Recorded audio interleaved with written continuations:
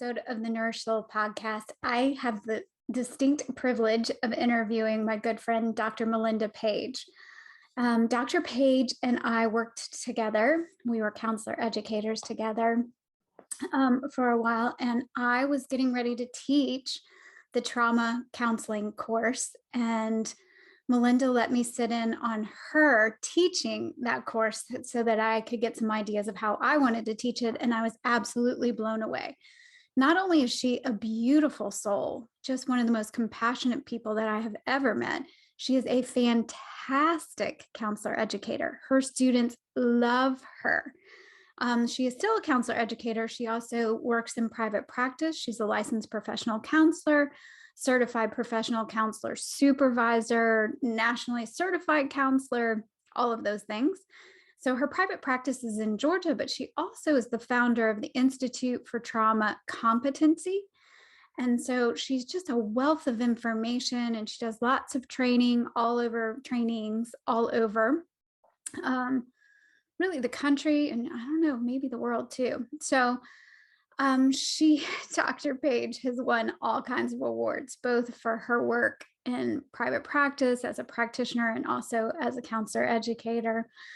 And I am just so excited for this interview. We talk about all kinds of things, about the resilience of human beings, the essence of a being, and how the essence of who we are cannot be destroyed or broken by the things that happen to us. So the essence of who we are stays whole.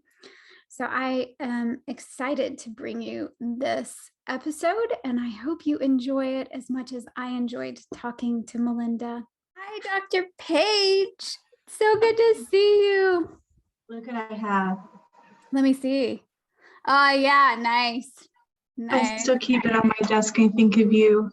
Good to see you. It's good to see you. It feels like it's been way too long. So it's been a while. Yeah. Welcome to the Nurse Soul podcast. I'm so excited to have you on. It's nice to be here. So one of my favorite things about you is how compassionate you are. I don't think I've met somebody that has quite the same compassionate heart that you do. And I wanted to have you on because of just who you are, but also your gift in teaching. So, I mean, I have yet to meet somebody who teaches trauma quite the way that you do. And I was so lucky to be able to sit in one of your classes before I started teaching it so that I could, pick your brain and learn how to do it. So I thought we might start by just talking a little bit about your thoughts about trauma in general, and, kind of where you are now with your thoughts about trauma.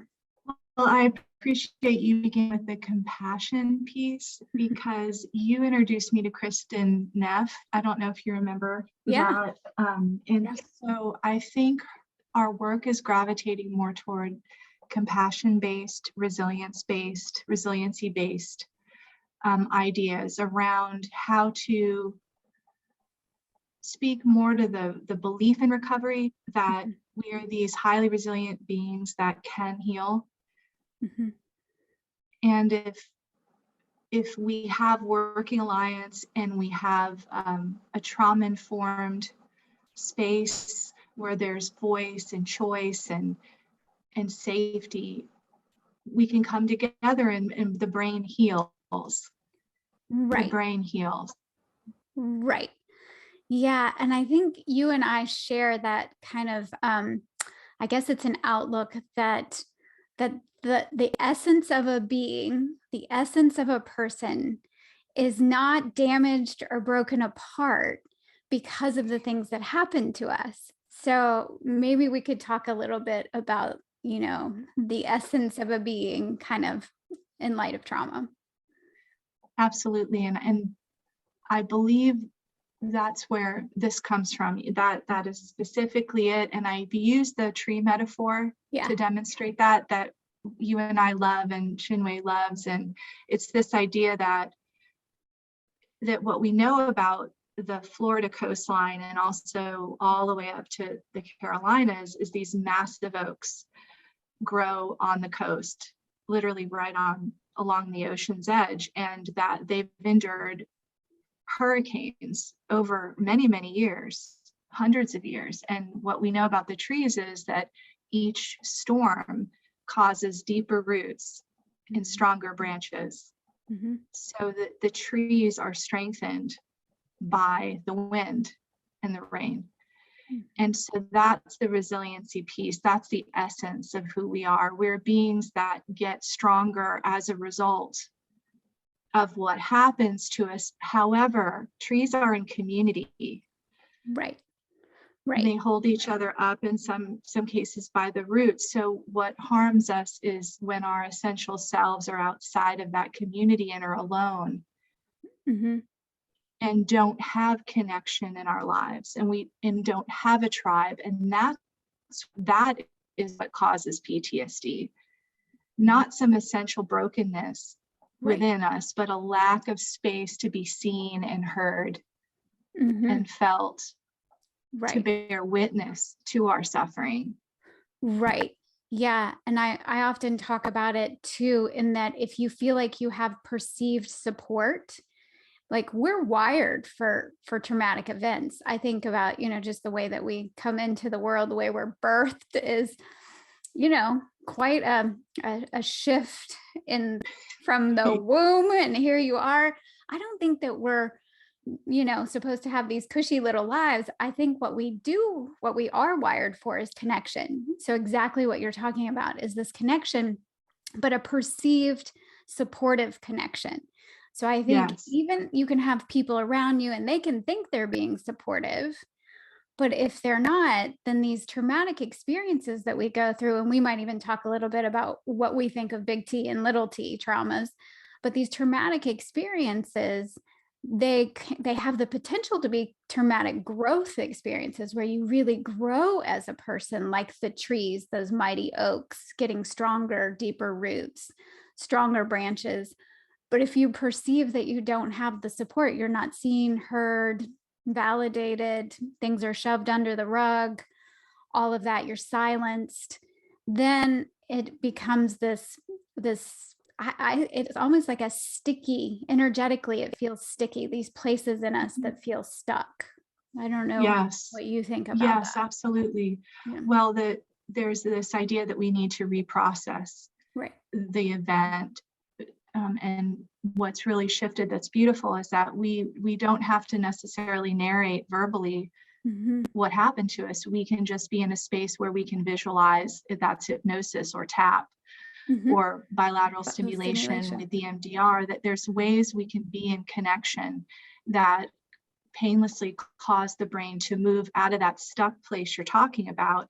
And specifically the neurophysiology of that is that we know the memory is in a part of the brain we call the emotional brain.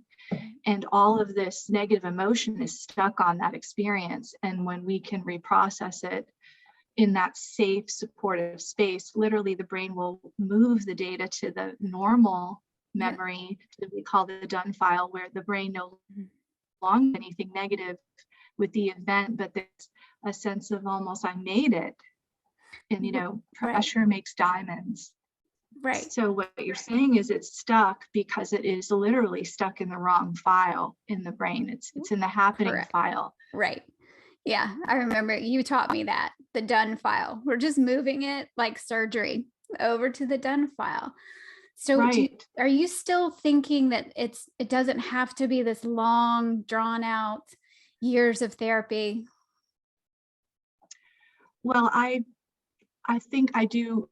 I'm glad you mentioned that, Kelly, because I think we don't have enough training about the triphasic model that Herman brought us from trauma and recovery. What we have a lot of training about is the stage 2 work that in the second stage is the reprocessing, and that can be done fairly expediently. But that isn't considering Herman's research, which suggests we have 3 phases. And yes, that does take time. this idea that we certainly can reprocess trauma, that is absolutely something we can do within a few sessions. But what about the safety stabilization phase, stage 1? Right. Where we're causing it to be that the client has some degree of mindfulness or emotional regulation training or some skills around that. Second stage, then we have Herman's idea of reconnection in the third stage. Right. And that can look like going back out into relationship emotion focused therapy, Sue Johnson stuff. So it is a longer period of recovery that I believe the literature suggests we have. But you're right, we're hearing a lot about how quickly the mind will reintegrate a traumatic experience, but that's only one stage of trauma treatment. Right. You're absolutely right. And I completely agree with, I mean, I love Herman. I love all 3 stages. Yes. I think that makes a lot of sense. And the safety on both ends. So reintroducing and getting and finding your tribe and your community. I do get, even if it was like surgery. So stage 2 is kind of like surgery. You go in and you're moving things to the den file. But even if you had surgery, you might have physical therapy or some kind of therapies and some time to heal and some other things to do. So it's similar in that way. Yes, and I'm glad you keep bringing in the relational piece, because what I've started doing more of is when we provide an assessment like the post-traumatic stress checklist for a client, and we find out about the diagnosis of PTSD, I ask the individual to tell me about their recovery team. Is there anyone in your intimate circle of support that can be on that team that I can speak to? So I often bring that individual in, and sometimes folks don't have anyone, and that's where they use the compassionate friend meditation by Kristen Neff that you introduced me to. But hopefully we have one individual that can be part of that team. So from the very beginning, that there's a relationship where the client feels supported, and it validates that they're not crazy. And here's someone in my life that can come in and not only hear that from a professional, but see that there's a way we can treat this. And then there's that partnership in the very beginning with a recovery partner, recovery network for trauma treatment. Right. Yeah. I think a recovery team sounds like, I don't think I really taught in that perspective. I was so busy trying to help these, budding clinicians get out there and have the tools and be at least trauma informed, and then go figure out how to get trauma competent. But that this connection piece and that having your recovery team makes a lot of sense to me. And I just, since this is called The Nourished Soul, and I don't know who all might be listening, right? I'm just wondering what's unique about the way we can nourish ourselves after a traumatic event, if you have some thoughts about that. Well, I believe it starts with this idea that we have this genetic makeup, we have this stress load, we have this cortisol and adrenaline running through our veins, and that turns on genetic predispositions. So we are like a seed planted in the ground. We have a genetic makeup, and then we have some water, some light, some have none. Right. And we can't be any different than we are. And we can only be what we are based on genetics and environment. And then you said that network of support. So with that comes compassion for the self. Right. And that's the way I think we nurture, is that the story we tell ourselves about ourselves. And the idea that we can shame is very, very important in trauma work. And so by eliminating shame, by looking through a scientific lens at the self, then I can nurture myself best by knowing that there's nothing I could have done any differently than I did it from a scientific perspective. And maybe I'm okay in the world. Maybe I'm okay. And maybe that I can nurture myself in the way that I think about myself, rather than looking at myself through a lens that says there's something wrong with me and I'm ashamed. Right. Yeah. Because I know shame and trauma tend to hang out together. And so Yes. really you're processing not just the traumatic events, but also the beliefs about yourself. And so I think you're right, like nourishing and maybe, essence of being or light force energy or whatever people want to call, I would call soul. And I Mhm. think, it might be helpful for people. You also introduced me to this idea that the essence of the person. So if Bob got into an accident and lost a limb, and the Yes. next time we see Bob, we wouldn't say, "Oh, I'm so glad most of you could make it here today." Like we're not these parts. The essence of Yes. our being is whole and is still Yes. complete. So yes, the seed in the ground with the genetics that we have and the environment that we have, but you actually have everything that you need and you're actually whole as the essence Yes. of your being, right? Yes. So, Yes, yeah, absolutely. We're not our bodies, right. and we aren't what happens to us, and Right. we aren't our behaviors, because our behaviors come from a primitive region of the brain Mhm. that gets changed. The structure of this part of the brain changes or gets injured during trauma. So behaviors go offline Right. automatically when the brain changes and has this injury we call PTSD. Well, that's not who I am. So if I'm not my behaviors and I'm not my body, Mhm. then who am I? Then we can Right. conceptualize ourselves as being whole, these beautiful essential selves that are, as you said, wired for connection and Yeah. love and belonging. Yes. Yeah. I'm just wondering if you think there are any particular tools for the safety piece, like seeing yourself. One of the things I think is helpful, and it's not always something people can do right away, but to see yourself well, to see yourself whole. Sometimes that's a memory, but sometimes people can't even remember the last time they felt well, right? They have so much childhood trauma, and it's a picture of themselves that they don't, of a self they don't even know yet.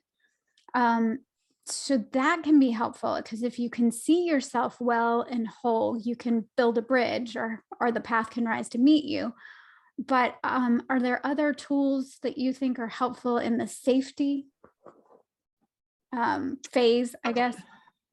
Yes, and I was just at a training at Esalen Mhm. this past week, Mhm. and they are neuroscientists. Mm. So I thought they would speak an entirely different language. So of course I had to raise my hand to ask, are any approaches that we're using brain-based? Is there any science that suggests that anything we're up to really changes the brain? And he spoke a lot about mesmerism and Mm. mesmer back in the day, Back in the and day, yeah. how that's our modern day clinical hypnosis, and Mhm. that what changes the brain is the use of the imagination. Mhm. And I asked him to say more about that, and he helped me see, well, that's why clinical hypnotherapy works. It's because it's about visualizing yourself in the future. Mhm. And there I am on the other side of this, and I see you there, and you're, as you said, you're whole, Mhm. and you're connected, and you're secure, sourced from within like the sun, and you're open. Right. And when we visualize ourselves, he explained that the brain can't tell the difference between what we visualize and what's actually happening in the moment. Right. So visualization and imagery is no longer this woo-woo thing. It's actually the way the brain resets itself. Is we use the imagination, the part of the brain that can project ourselves visually into the future, Mhm. to see ourselves there, as you said. And when you see yourself there, the brain is coding that as your reality. Happening right now. Right. Yes, yes. And that's what resets, and that's why clinical hypnosis has a place, I think, in trauma treatment. Yeah, I agree. Well, and we've known, I mean, psychology 101 is if you can go there in the brain, you can go there in the body. If you can go there That's in the right. mind using your imagination. I mean, we could even talk for a long time about where is mind and where is that located? Because some people will point to heart, some people will point to brain. I think, Yes, yeah, but if you can imagine it, you can get there. yes. Um, And do you find in your clinical practice, is it difficult for people to go there in their mind, their magic, just to imagine yourself whole and well? And safe with these connections that you probably don't know exist? It is in folks that haven't had the gift of connection in their life. And, we know all about the stories that Oprah's brought to us that are so beautiful, and Bruce Perry's work currently around that if you have one person in your life that has mirrored for you who you are, the sense of your essence, as you said, being good and whole, that is a gift. And that is one of the things that mitigates against ever developing PTSD, is one relationship where you're seen.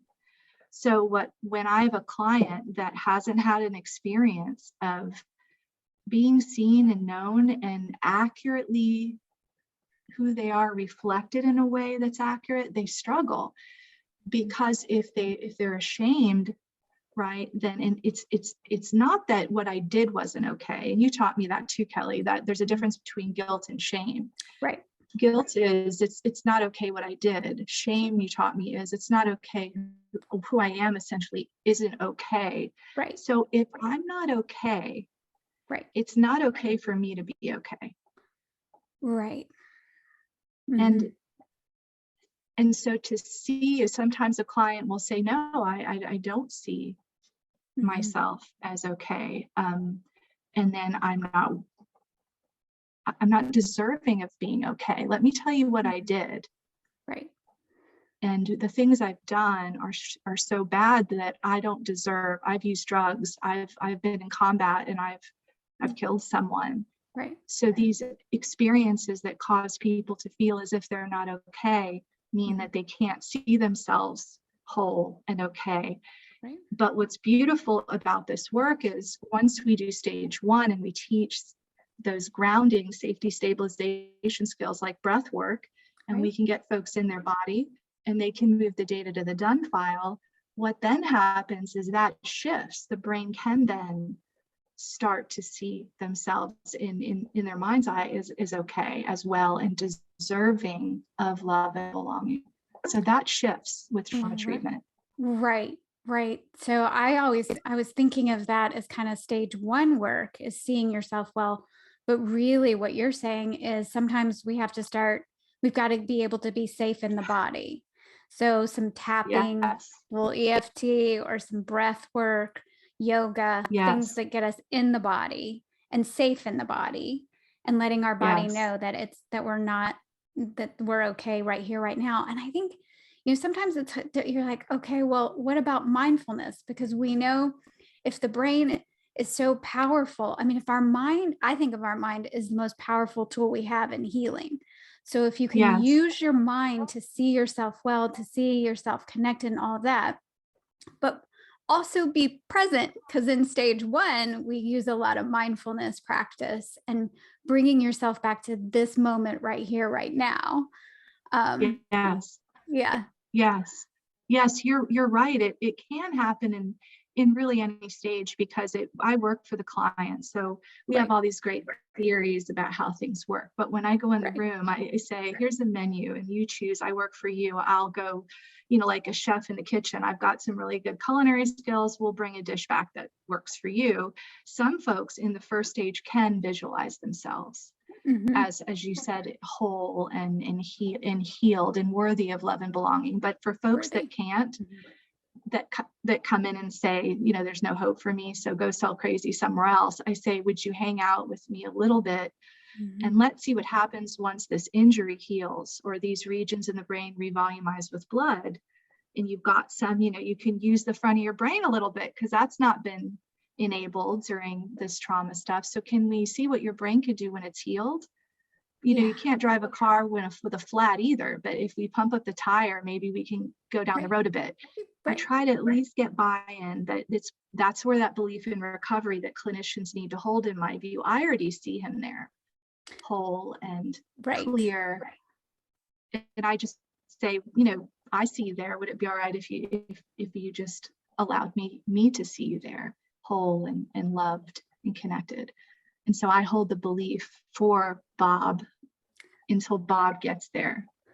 Right. And I think that's what's so magical about the way you work, in particular, and I've watched people heal just from a lecture, like you're just lecturing. And Oh, then you've also done some live demonstrations that are, they're just mock. People are just pretending, but people are healing right there because you oh, have a real way of holding that, like reflecting the light back to people and holding that vision for themselves. And I really think that if you could have one person in your life, yes, that can hold the vision, thinks that you hung the moon. And sometimes it's mm, hard when you've done a lot of things or you've been through a lot of trauma to think, how does this person see this in me? But for you, like you just really have a gift there. And I mean, I just hope every single person can have somebody.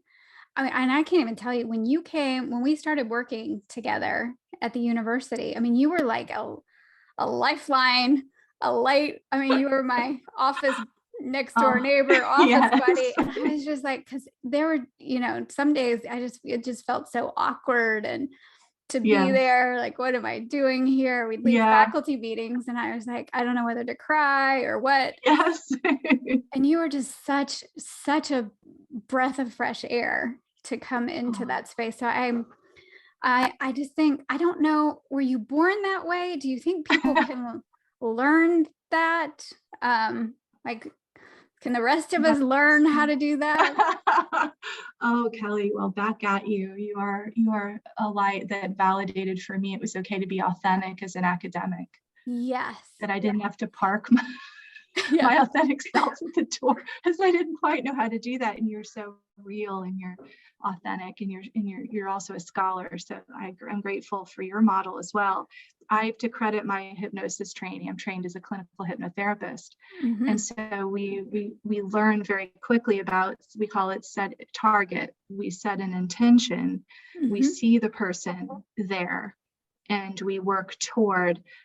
I also, though, believe that from my soul. I don't believe there are bad people.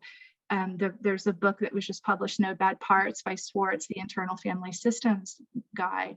And I agree, no bad parts. There's things people have had to do to survive that aren't so great. Hmm. But that's all about privilege, specifically white privilege. So some of us, don't have access to a lot of resources. So we don't act in ways that are used. We know we're up to surviving, but I still believe no matter what we do or what's done to us, we're good inherently, that essence. Hmm. And I see that in people. I You do. see it. Hmm. That's on a real experience. There's so much beauty. When I teach, I say, if you've been to the Grand Canyon, that sense of awe, or to see a waterfall like Niagara Falls, that's how I feel in the room with human beings. I'm in awe of the stories, this as a fellow clinician, Kelly, the things people survive. Unbelievable. There's Yeah, so much beauty in people.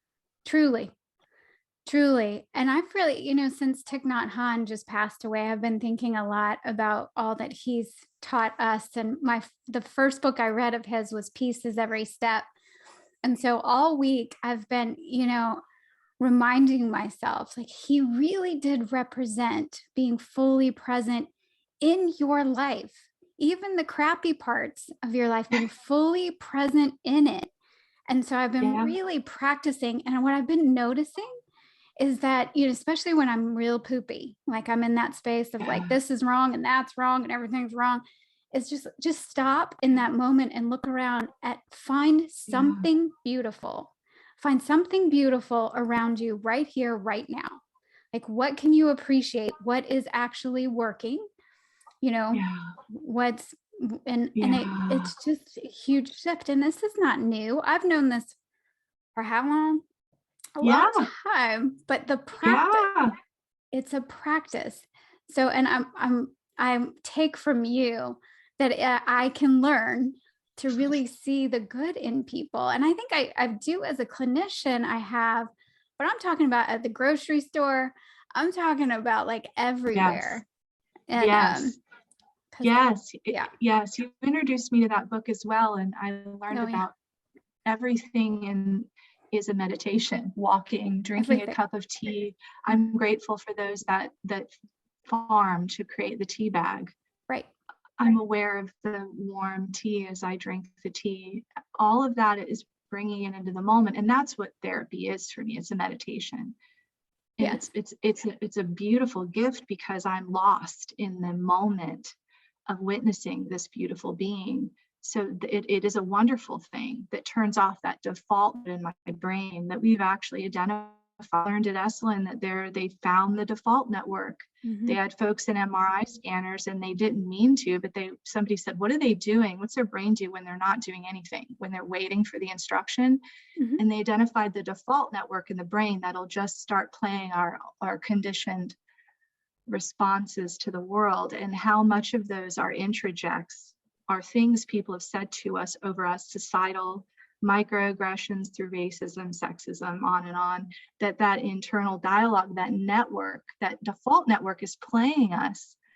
That internal dialogue is programmed, and when we're present, we turn it off. And he said the only way that we can turn off the default network was mindfulness meditation or prayer. Right. So he's studying people that are hearing their higher power, and then that turns it off. So listening to something coming, a higher order, kind of higher being, and being inspired or being in the moment. Otherwise, that default network is telling us a story that we believe. Right.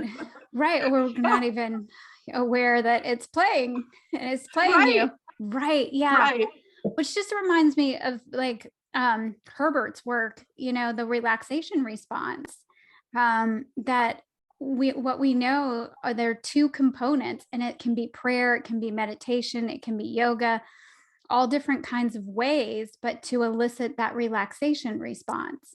And it's getting that everyday thought. It's just two steps that will break that everyday thought. And one is repetition, like a prayer, a mantra, a word, right? And then the other one is to just passively dismiss thoughts as they come, and to know that they're going to come, like images, thoughts, they're going to come, they're going to interrupt. And you just passively dismiss them, not like forcefully trying to get rid of them. So yeah, that's his work too. And it's wonderful. That makes sense, right? Because what you're saying is when we're fully present in this moment, or we're in prayer, and probably some other kind of contemplative meditation type work, right? Then we're turning off that constant running of those messages. That's great. Yes. And that goes back to what you said earlier, the essential self. Right. We're not our thoughts either. No. And some of us take what our brains do personally. Yeah. And that, my joke is you don't take what your intestines do personally, not take also what your brain does personally. Those thoughts aren't who I am, and I'm not my body, and I'm not what's happened to me, or I'm not my behaviors. Who am I then? And that's your piece about soul. I am this light, whatever it is. And everyone, I love how in clinical hypnosis, when folks choose future self, that target for who they are, it's different depending on who the individual is and how they identify and make meaning of light and love and in their target. And it's usually something in nature, which I find really beautiful. People really identify with a mountain nature, and I see something, like you said, beyond beautiful. Because then when I'm lost in the moment, I'm truly that the internal dialogue is quieted, and I can be who I am, not the story of who I tell myself I am. Right. But who you truly are. Yeah, that brings up this thought about earthing. I'm really into earthing these days, because when I do feel lost, I think because we're all on Zoom, and thankfully, because I'm talking to you right now, and we're all virtual, or we're on screens a lot. And I think it's just interesting that you bring up that almost always, in my experience too, that clients, nature is involved when they see themselves well. Like they don't see themselves inside on screens. They see themselves, on mountaintops or at beaches or places that are peaceful to them. And so this idea of you and I might call, I think of grounding as getting present And, and trauma work is being really present, getting back in your body, feeling safe. So I use the word earthing because to me it's a little different, like getting back to Mother Earth, like feet on the ground, Yes. feet in dirt, touching trees, watching Yes. sunrises. Yes. Like I think, and I'm Yes. really obviously super into the sun these days. I really believe that the sun, the Oh, light, is meant to heal us and we are meant to be in it. So I'm yes. just sort of Yes. fascinated. If we are these light beings, then it makes sense that the light would actually help us connect to that light Yes. within us. So, Yes. Yes. And I think that's the power of the imagination, that even if we aren't in a place in the world right. where we're blessed with seeing the sun, Yeah. but we can visualize it. Right. If we can visualize it, we're there. We're there in any moment we need to be there. So it y- gives us access to that all the time. Yeah. I mean, you even think about like prisoners. I was just thinking of Man's Search for Meaning, one of the best books I ever read, right? Even Yes. imprisoned people have been able to use their imagination to find some peace within. So that makes, yeah, even if you can't get out into the sun, which just so sad to me. It's free. So if we can Yes. just get Yes. outside, that's just something that I feel like I hope is available to most people. But yeah. Yeah. Such good stuff. I'm just Beyond good. always love Beyond talking to good. you because it's just, is there anything that you do that's personally nourishing? Because you're somebody who just gives and gives and gives. And um, I know you're married and Yeah. you've got 2 kids and you work a Yeah. lot. So how do you nourish your own mind, body, soul? I have to be outside Yeah. every day, Yeah. just like you said, and I feel very privileged to have the Mhm. opportunity to see green trees, and I have to be in nature. Even if it's sitting by a window because it's too cold now to be outside, I'm literally, my chair is against the window with my computer, and I'm in touch with that part of me that is open and that is present. And nature is the way I call my soul home, and get back into my body. And then breath work for me every day. I think you introduced me to the 4-7-8 breath. Mhm. It's my Dr. favorite. Andrew Wells Mhm. breath of in for 4, hold 7, and then out on the exhale for 8. Yep. That is a reset that I do 2 times a day, as Dr. Wells suggests that we do once you introduce me to it. Breath is very important to me, and retraining my body for those diaphragmatic breaths, where I'm filling my abdomen with air and I'm truly breathing deeply, is transformative. So I would say nature, breath work, and then finally journaling daily, because I have to be careful about the story my mind's telling me about myself, because I'm very sensitive and open and empathic. Yes. So I can absorb people's beliefs about me fairly easily, Right. and it'll just get in the default network. And I have to, I write every day to make sure that I'm staying true to who I am, to my calling, to my Mm. purpose. But those are the things I need every day. I love that. And I think so. Do you have a particular way of journaling or time of day, or is it any just whenever you can More, fit it in? it's morning. Okay, morning. Hmm. It's morning. I've learned to push everything back in my day. I can go till 9 or 10 at night. I can see clients. I see them till 9 at night. I Hmm. teach, evenings, which is great, because I have to, if I don't start that way, my brain, I'll get stuck in the default network very easily if I'm not starting my day off in my body. I hear that a lot. I think that this, people who have healed from all kinds of things have a morning routine, even if they have Oh, to get up, 4 o'clock in the morning or whatever, to build a morning routine. And I didn't really think about that being because we'll get caught in the default. Um, yes.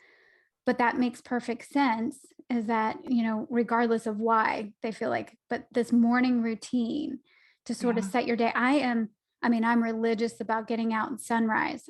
I don't care if I've had zero sleep. I mean, I don't care where I am. I'm Oh, outside hiking up whatever I can, to find some little peak of the sunrise. And it is, I feel like if I don't do that, my oh, day is not right. So I work my whole life around when the sun is going to be coming up wherever I am. And I think it's very, that is very grounding. Like to have yes. some ritual in the morning that just sets the tone for the day.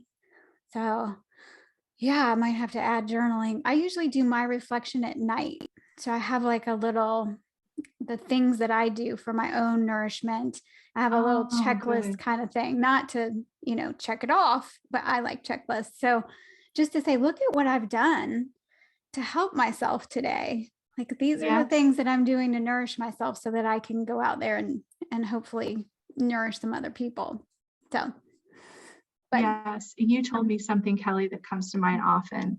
And you said there's nowhere to get. I did. There's And that was I was oh, free. At was that that freeing moment, for I you? felt this ease. I was like, there is no way where to get. There's There nowhere to go. isn't. Oh, I'm glad that freed you. Liberated with that. So if I, like you said, if I manage to meditate in a day and be present in the world, then that is enough.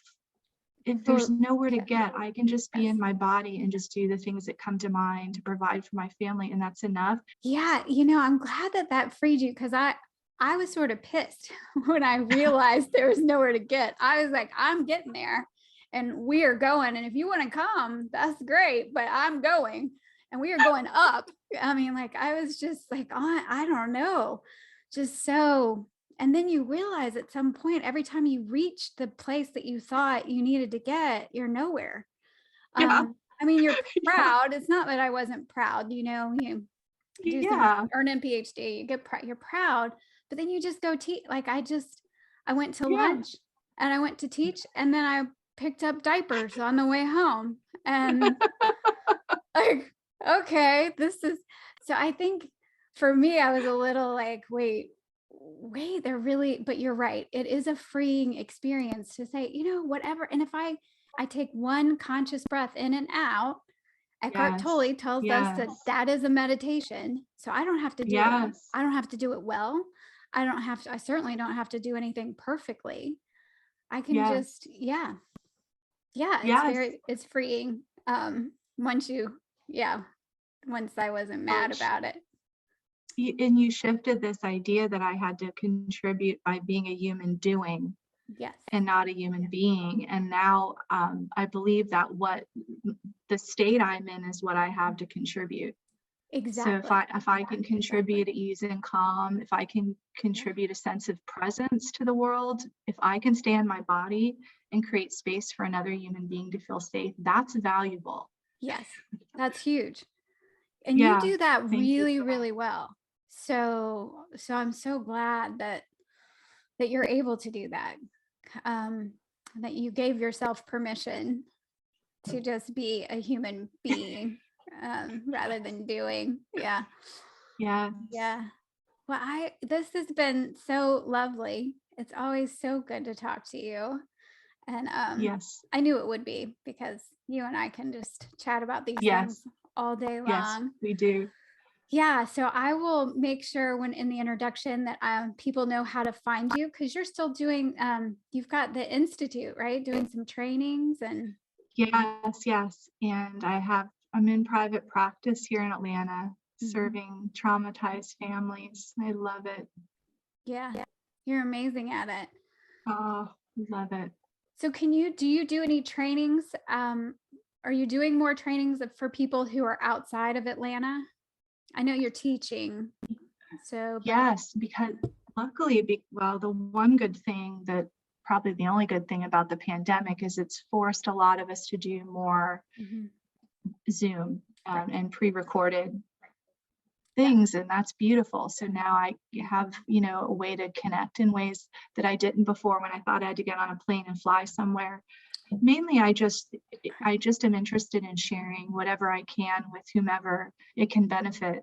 I know. I love that about you. So I'll make sure that in the introduction, people know how to get in touch with you, and a Okay. website and all of that, and your email, so that even if people aren't in Atlanta, they can reach out maybe for some consultation. So thank you so much. Thank you, Kelly. It's so good to see you. You too. Thank you for all you've taught me. I'm so grateful. I'm so grateful for you.